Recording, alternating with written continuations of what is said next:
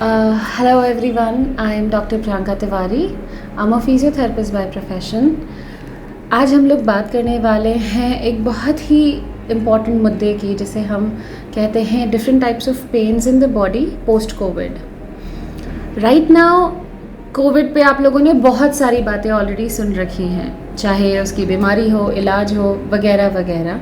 But today we are talking on a very specific topic, जिसे हम हमारी भाषा में कहते हैं AVN, that is your avascular necrosis.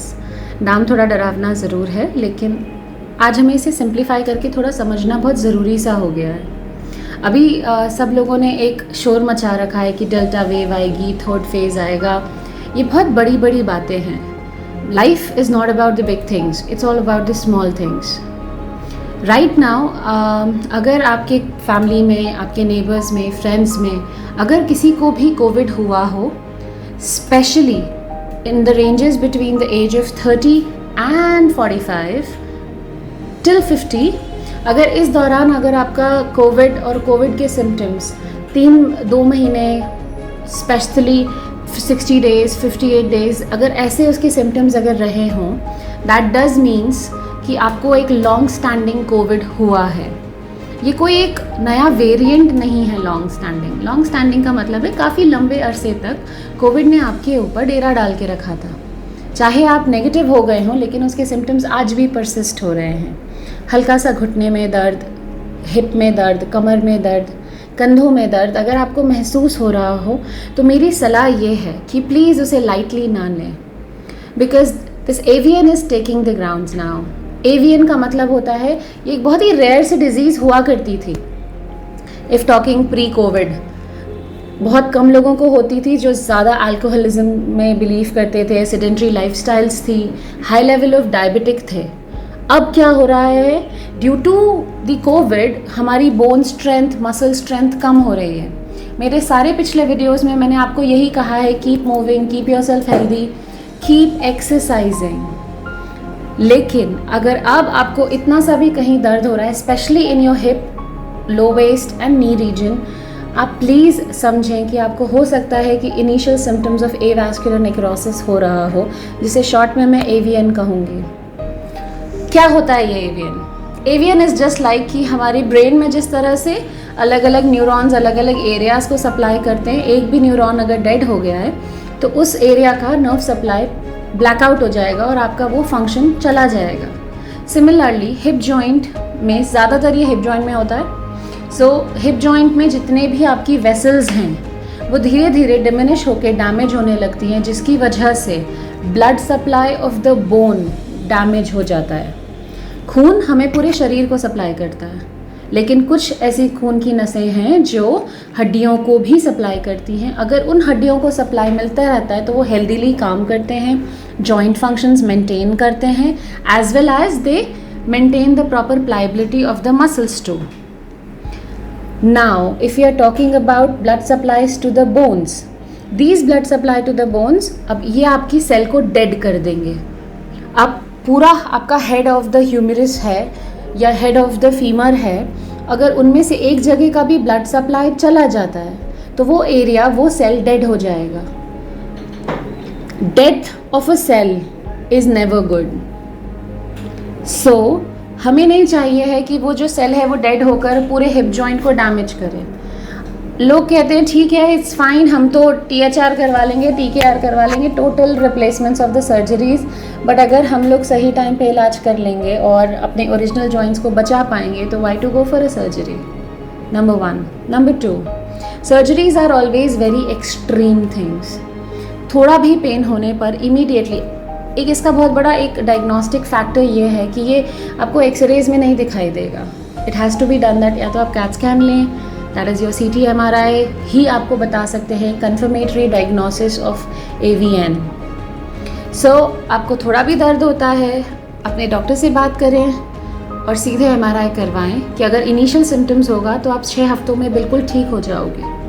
But वहीं पर अगर ये लेट स्टेजेस में हो गया तो it will damage the whole joint and the bone. आप ऑलरेडी, आपको कोविड हो चुका है, आपका इम्यूनिटी सफ़र कर चुका है, साथ ही साथ इम्यूनिटी सफ़र करने के अलावा आपकी मसल्स और बोन्स भी डैमेज हो चुकी हैं. We don't want to lose anything else. We have lost a lot already, right? So better ये होगा कि दुर्घटना से देर भली, ये चीज़ हम अब हटा देते हैं. जल्दी जाओ, जल्दी इलाज करवाओ इज़ ऑलवेज़ बेटर. अब वो पुरानी कहावत पुराने जोन्स में छोड़ देते हैं जब एवियन बहुत रेयर डिजीज़ हुआ करती थी. अब एवियन रेयर नहीं है.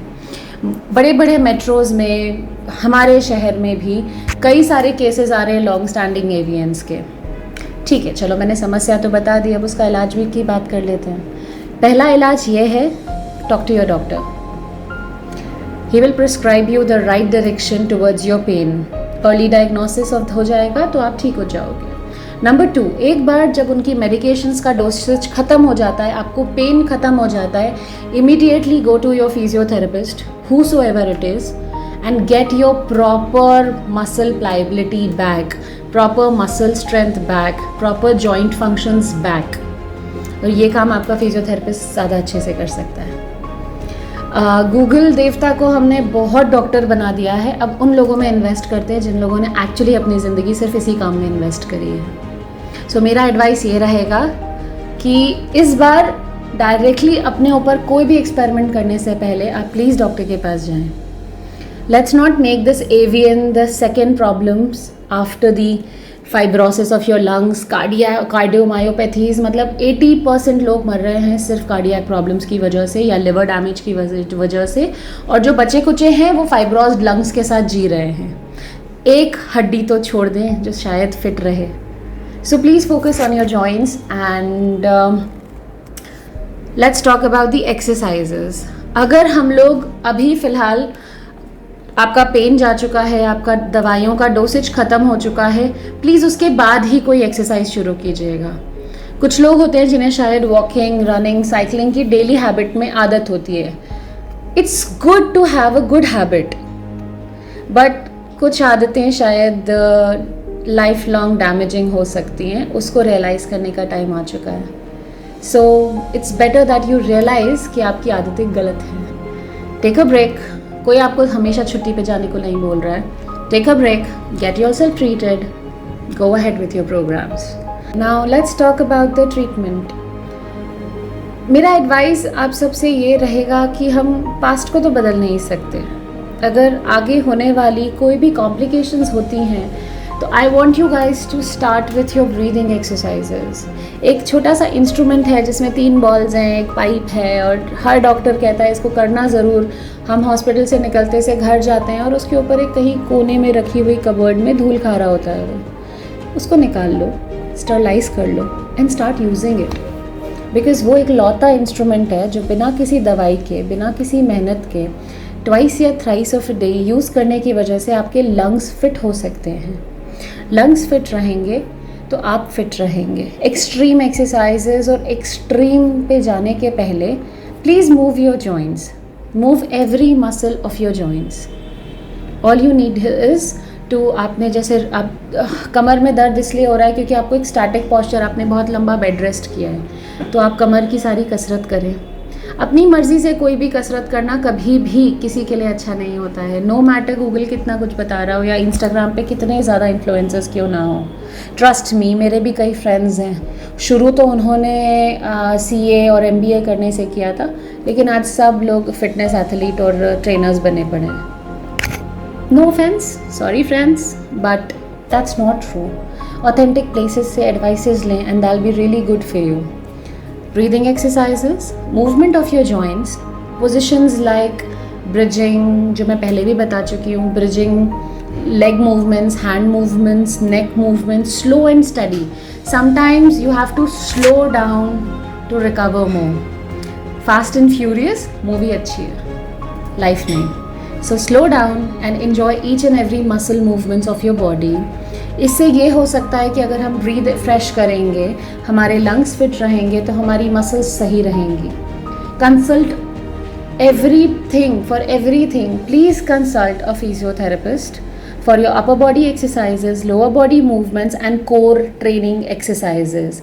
अगर हमारा कोर सही है तो हमारे कोर में होने वाला हर ऑर्गन भी सही है.